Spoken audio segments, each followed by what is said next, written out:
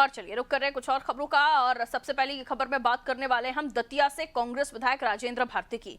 दतिया से कांग्रेस विधायक राजेंद्र भारती को कोर्ट ने बड़ा झटका दिया है।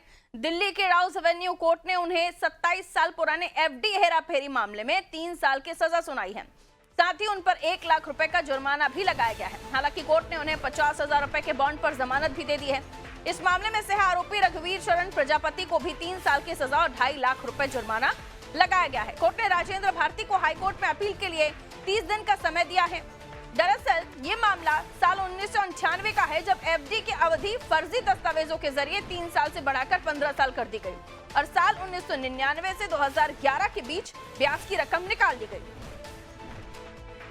इसी मामले में राजेंद्र भारती को दोषी करार दिया गया है। इस बीच 3 साल की सजा के चलते उनकी विधायकी पर भी संकट खड़ा हो गया है, क्योंकि 2 साल या उससे ज्यादा की सजा होने पर सदस्यता जा सकती है। हालांकि हाईकोर्ट से स्टे मिलने पर उन्हें राहत मिल सकती है। इस पर अब सियासत भी तेज हो गई है। कांग्रेस इस मामले में बीजेपी पर राज्यसभा के लिए षड्यंत्र का आरोप लगा रही है, वहीं बीजेपी कांग्रेस पर पलटवार कर रही है। ये भारतीय जनता पार्टी षड्यंत्र वाली पार्टी है। इनकी नज़र ये जरूर राज्यसभा सीट पे है तीसरी, लेकिन ये कुछ कर नहीं पाएंगे क्योंकि कांग्रेस यूनाइटेड है। इन्होंने पहले विधायक मल्होत्रा जी को वोटर राइट से बाहर किया है। अभी भारती जी जो दतिया से विधायक हैं, उनके खिलाफ लगातार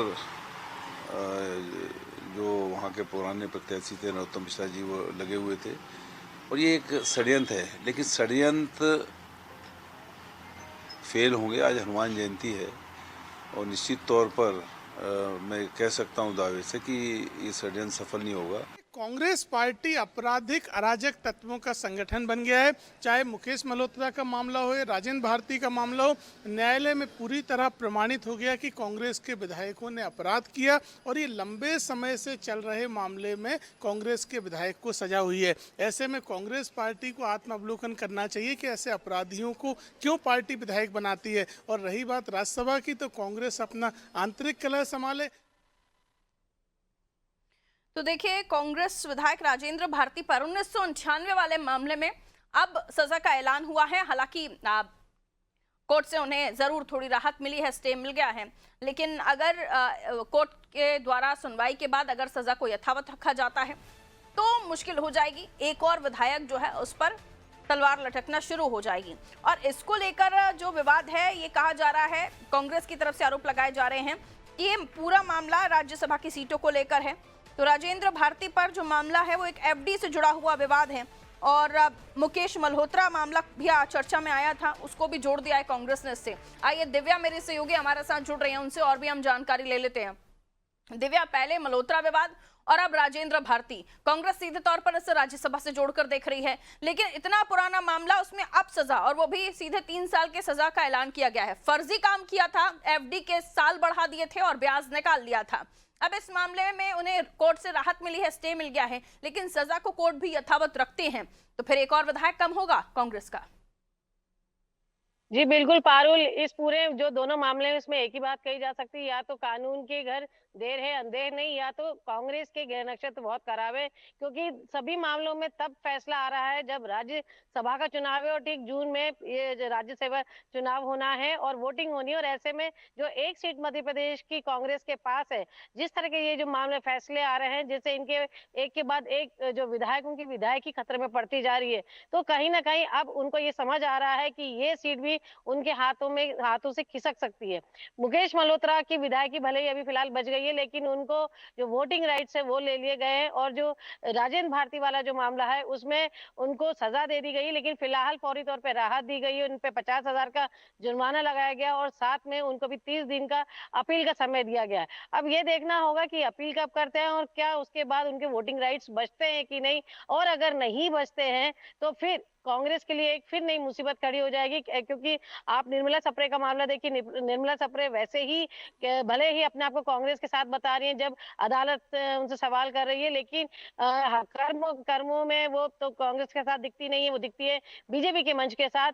तो ऐसे में वो कितना कांग्रेस का साथ देंगी पता नहीं। और 2 विधायकों की विधायकी भी खतरे में है। तो ऐसे में हर जो कांग्रेस का बड़ा नेता है वो सकते में है और सदमे में है कि ये क्या हो रहा है उनको भी समझ में नहीं आ रहा कि वो क्या क्या करें इसको लेके, क्योंकि जो मामले सामने आ रहे हैं बहुत पुराने मामले हैं और उन पुराने मामलों में अब फैसले सामने आ रहे हैं। तो कहीं ना कहीं ये कांग्रेस के लिए फिलहाल बहुत मुसीबत खड़ी हो रही है इसको लेके। अब देखना यह है कि राजेंद्र भारती भारती पे कोर्ट क्या फैसला देती है और उसके बाद क्या उनकी विधायकी बचती है कि नहीं बचती है। लेकिन सबसे बड़ा सवाल यही है कि अगर नहीं भी बचती है तो अगर जो राज्यसभा का मामला होगा तो क्या कांग्रेस के पास कोई प्लान बी है, क्योंकि वो ये बात मान रही है कि अब राज्यसभा के मामले में हॉर्स ट्रेडिंग हो सकती है, विधायकों की खरीद फरोख्त हो सकती है। लेकिन अभी भी उनके पास, भले वो ये कह रहे हैं कि वो हम ये सीट जीतेंगे, लेकिन फिलहाल उनके पास कोई प्लान बी नजर नहीं आ रहा है। पारुल, बिल्कुल, अब देखना होगा कांग्रेस के ग्रह नक्षत्र कितने दिनों तक खराब रहते हैं। क्या राज्यसभा चुनाव तक ये जो संख्या बल है उसको लेकर खींचतान चलेगी? आप हॉर्स ट्रेडिंग का भी जिक्र कर रही हैं। यहाँ फिलहाल जो विधायक हैं उनकी जो ग्रह स्थिति है वो खराब चल रही है। अब देखना होगा आगे राजेंद्र भारती के साथ क्या होता है, क्योंकि यहाँ पीसी शर्मा ने नरोत्तम मिश्रा का भी जिक्र कर दिया है, दिव्या, कि वो भी कुछ ऐसा ही चाहते हैं, इसलिए इस विवाद को और तूल दिया जा रहा है। लेकिन अगर नरोत्तम मिश्रा चाहे ना चाहे, कोर्ट के डिसीजन के आगे तो किसी की भी नहीं चलेगी ना। ये तो शॉर्ट में बताइए आप। जी बिल्कुल पारुल, आपका कहना ठीक है कि ये कोर्ट का फैसला है। इसमें ये कहना कि इस किसी के ये बायस फैसला ये कहना मुश्किल है। लेकिन ये बिल्कुल सीधा सीधा सच है कि अगर राजेंद्र भारती की विधायकी जाती है या उपचुनाव होते हैं, तो कहीं ना कहीं नरोत्तम मिश्रा को फायदा होगा, जो हाँ। कहीं ना कहीं अभी फिलहाल राजनीतिक वनवास काट रहे हैं और जिन्हें उम्मीद है कि शायद उन्हें राज्यसभा का टिकट मिल जाए। राज्यसभा का टिकट नहीं मिलता, लेकिन ये जो फैसला अगर जो है राजेंद्र भारती के हिसाब से नहीं आता है, उनके विरुद्ध आता है, तो कहीं ना कहीं वाकई में नरोत्तम मिश्रा की राजनीति में का जो ये वनवास है वो खत्म हो सकता है। देखना होगा आगे क्या होता है। बहुत शुक्रिया दिव्या जानकारी के लिए। तो देखिए, एक पंथ दो काज, राज्यसभा को लेकर अगर ये नंबर गेम चल रहा है जैसे कि कांग्रेस आरोप लगा रही है। दूसरा, यहाँ हम देखेंगे कि एक और अगर ऐसा होता है, राजेंद्र भारती की विधायकी जाती है, तो नरोत्तम मिश्रा का पलड़ा मजबूत है। राजनीतिक वनवास काट रहे हैं, उनकी भी चांदी हो सकती है। इधर संख्या अगर इधर कम होती है विधायक की, तो राज्यसभा की सीटों पर भी उसका क्या असर होगा, ये तो खैर समय के साथ पता चलेगा। लेकिन बहुत ज्यादा इसमें ये कह सकते हैं कि फिलहाल स्टे हैं तो इतना बड़ा संकट नहीं है, लेकिन संकट के बादल गहराए हुए हैं।